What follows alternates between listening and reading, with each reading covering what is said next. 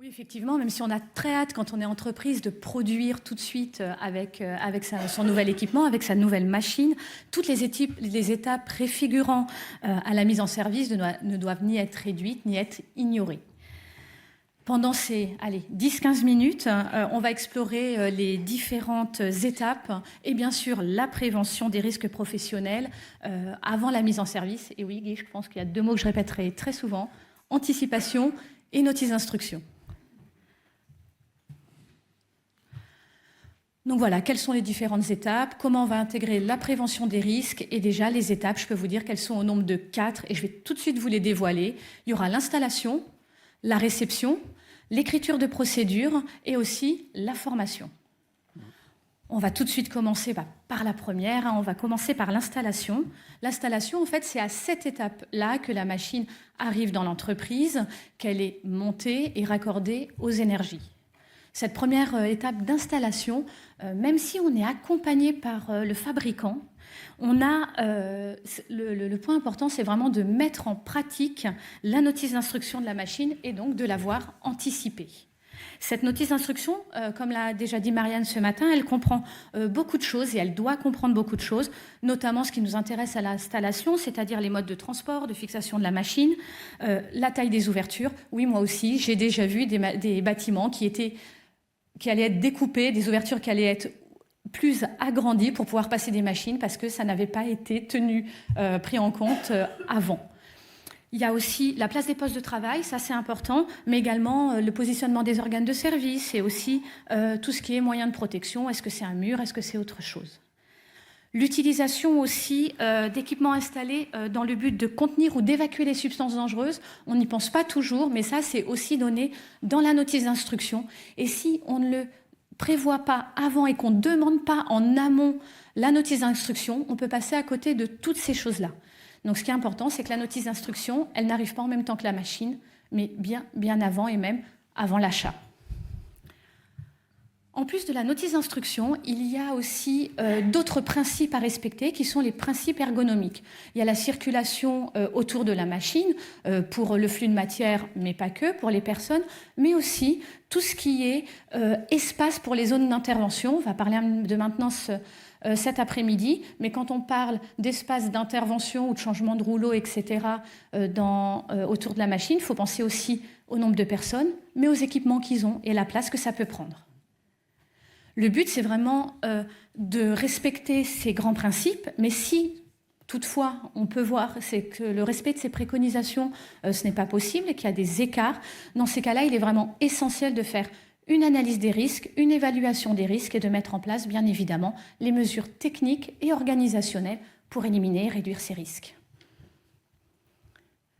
C'est aussi à cette étape de l'installation de la machine qu'on s'assure, et ça on en a parlé avec Selvia, de l'adaptation, de l'adéquation de l'usage prévu de la machine à son environnement.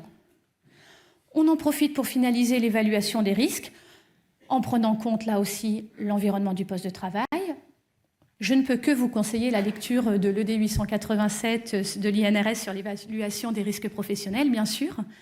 On complète le document unique et comme ça a été dit là encore, on associe vraiment tout le personnel, interne ou externe, qui vont intervenir sur la machine.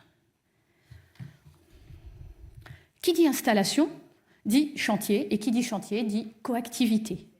Avec des entreprises extérieures, il y a bien sûr le plan de prévention qui est nécessaire et obligatoire.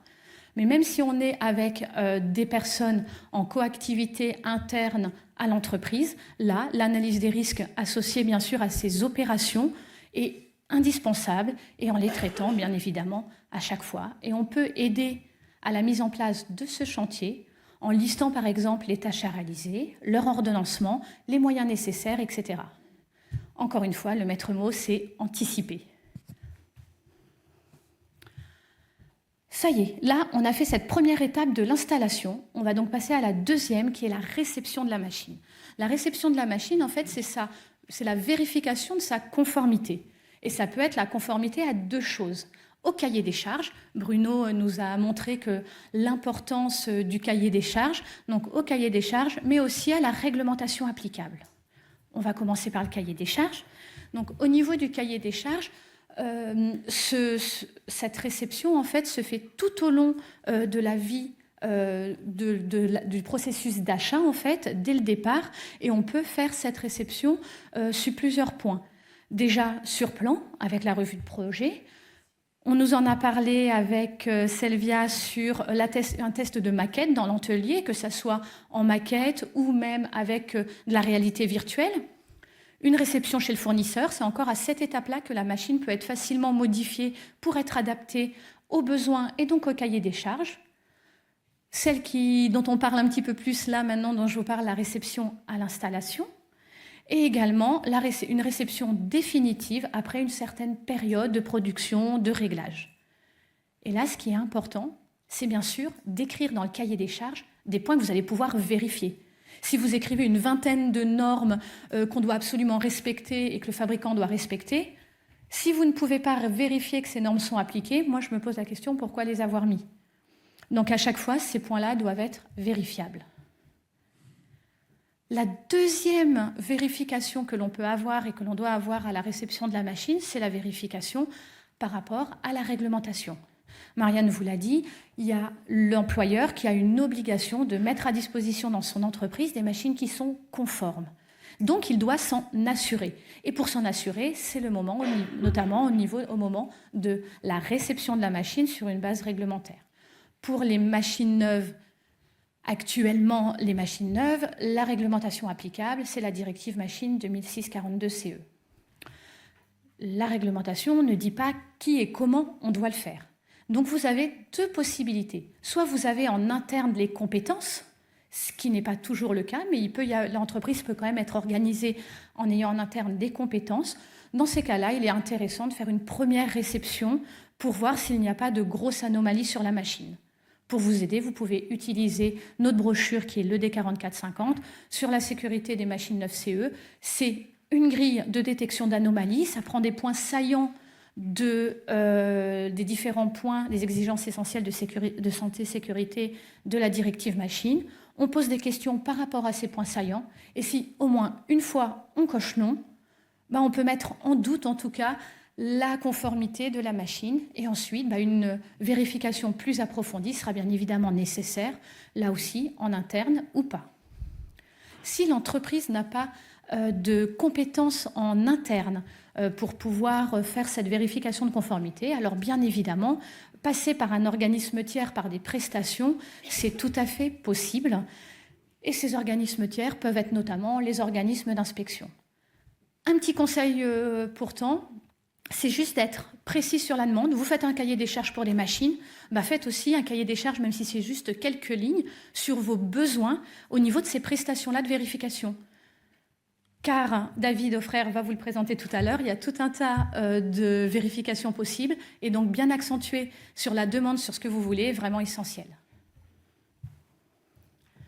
Là, maintenant, on a installé la machine et on l'a réceptionnée. Mais ce n'est pas encore le moment de produire.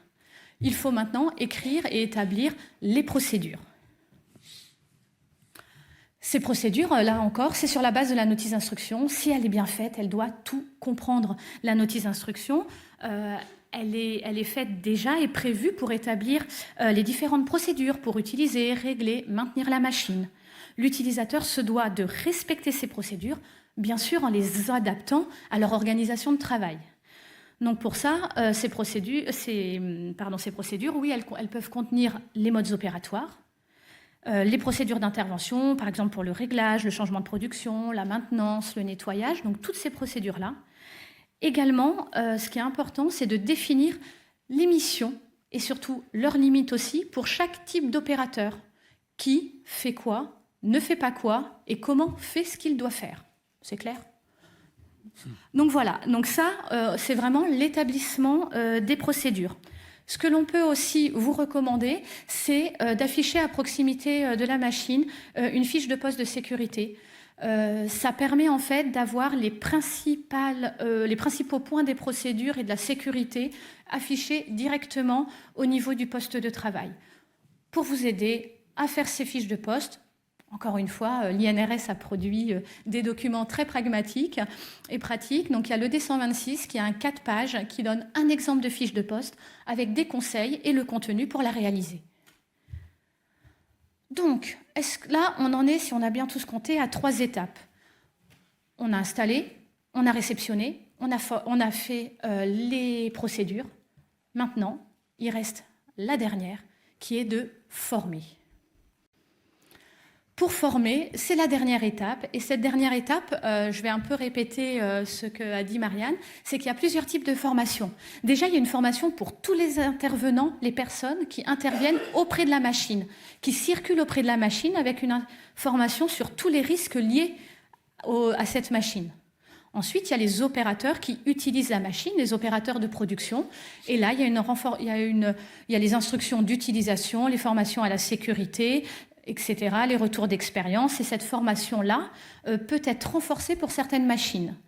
Par exemple, je pense à certains appareils de levage ou aux machines mobiles, où là, il faut autre chose comme formation. C'est une formation renforcée. Ensuite, il y a tous les travailleurs affectés aux opérations de maintenance. Et pour les travailleurs aux opérations de maintenance, c'est une formation spécifique. Et en plus de cette formation spécifique, il y a des formations ou des habilitations particulières quand il y a certains risques. Ça peut être du travail en hauteur, le risque électrique ou le risque lié aux espaces confinés. Là aussi, les instructions essentielles peuvent être transcrites et doivent être transcrites sur la fiche de poste pour qu'elles soient le plus pratiques et le plus facilement utilisables.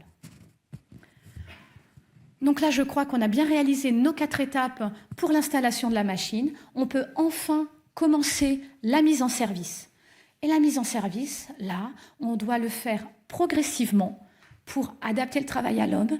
Ce n'est pas la machine qui impose son rythme à l'homme, mais on est vraiment sur l'adaptation du travail à l'homme. Tester l'équipement dans tous les modes de fonctionnement, effectivement, pour voir si ça correspond bien aux besoins et à la réglementation. Mettre en place les moyens logistiques, les mesures organisationnelles, toujours le qui fait quoi et avec quel pays. Et le maître mot, encore une fois, l'anticipation et surtout le respect des préconisations de la notice d'instruction. Réaliser la maintenance et les actions de maintenance, mais ça, ce n'est pas l'objet de ce matin. Et je voudrais insister également sur la remontée des éventuels dysfonctionnements. Et je réinsiste vraiment sur ce qu'a dit Marianne parce que c'est très important. Cette remontée assurée dans une entreprise, la remontée des dysfonctionnements peut vraiment éviter des accidents en faisant de la maintenance, en faisant des actions préventives et correctives suite à ces dysfonctionnements. Donc je crois que ça y est, là on peut commencer à l'utiliser cette machine. Séverine Devasy, merci beaucoup pour cet exposé.